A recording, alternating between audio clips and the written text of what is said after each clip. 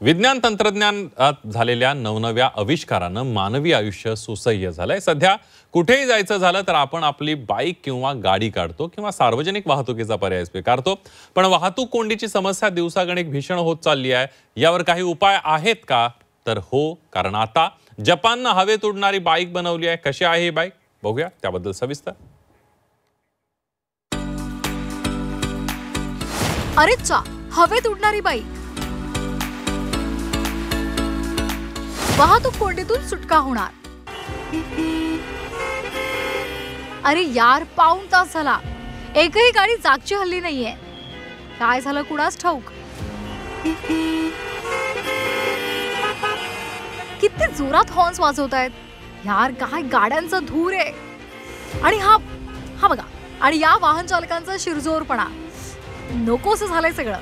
असं सगळं सुरू असताना जर एखाद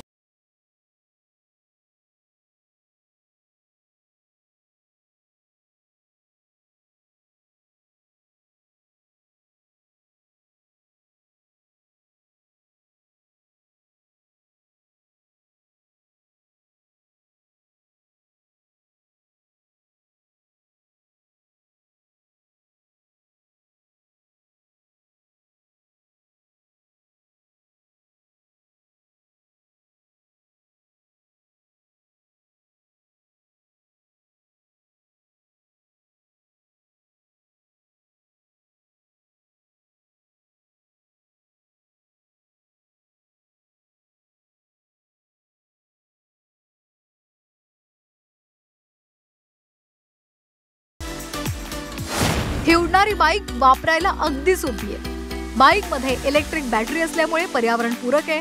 बाईकचं वजन 300 किलोग्रॅम इतके आहे। रॅपिड चार्जिंग सुविधा सुद्धा आहे। AI पॉवर्ड कंट्रोल सिस्टीम आहे। तसंच 100 किलोमीटर प्रति तास वेगानं ही बाईक उडू शकते। सलग 40 मिनिटं ही बाईक हवेमध्ये उडू शकते। बाईकची लांबी 3.7 मीटर, रुंदी 2.4 मीटर, तर उंची 1.05 मीटर इतकी आहे। मोठ्या इमारती ज्या आहेत त्या सुद्धा क्रॉस करून आपण ही एअरबॅग चांगल्या प्रकारे नेऊ शकतो। त्यामुळे कुठल्याही प्रकारे अडथळा न येता ही एअरबॅग जी आहे ती मोठ्या प्रमाणात डिस्ट्रीब्यूट होऊ शकते। एअरबॅगमध्ये भारतामध्ये जर बघितलं गेलं तर मोठ्या प्रमाणे अपॉर्च्युनिटीज आहेत, मॅन्युफॅक्चरिंग इंडस्ट्रीज आहेत आणि बायर्स सुद्धा भारतामध्ये याचे जे आहेत ते मोठ्या प्रमाणात असू शकतात। जगामध्ये आता पहिली जी एअरबॅग लॉन्च झालेली आहे, हिची जी कॉस्टिंग आहे, किंमत जवळपास साधारणतः 6 कोटी रुपये एवढी आहे। एअर व्हेकल आहे, त्यामुळे रेस्ट्रिक्टेड झोन्समध्ये ह्याचं जे उडाण आहे ते आपण कसं रिस्ट्रिक्ट करणार? कारण रस्त्यावरती ज्या व्हेकल्स असतात किंवा बाईक्स असतात त्याला पोलीस नाकाबंदी करून किंवा बॅरिकेड्स टाकून त्याला रिस्ट्रिक्ट करू शकतात। पण एक हवेत उडणारी बाईक जी आहे ह्याला तुम्ही हवेत रेस्ट्रिक्शन्स कसे आणू शकाल, हा एक खूप मोठा प्रश्न आहे। तर ह्याच्यावरती गव्हर्नमेंट ऑफ इंडिया DGCAला खूप विचार करून व्यवस्थितपणे हे जे काय आहे ते प्रोजेक्ट आहे हे इम्प्लिमेंट करावं लागेल। येत्या काही वर्षांमध्ये एक्सटुरिझमो मैलाचा दगड नक्की ठरेल। ही बाईक चालवण्यासाठी फक्त नवा परवाना तितका काढावा लागेल। बेसिक मोटरसायकल स्किल असतील तर तुम्ही ही बाईक सहज उडवू शकता। येत्या काळामध्ये अधिक संशोधन होऊन या बाईक मध्ये सुद्धा महत्त्वाचे बदल होतील आणि उत्पादन जास्त वाढवून त्याची किंमत सुद्धा कमी होईल असा विश्वास कंपनीनं व्यक्त केलाय। हल्ली ई वाहनांचा वापर वाढलाय।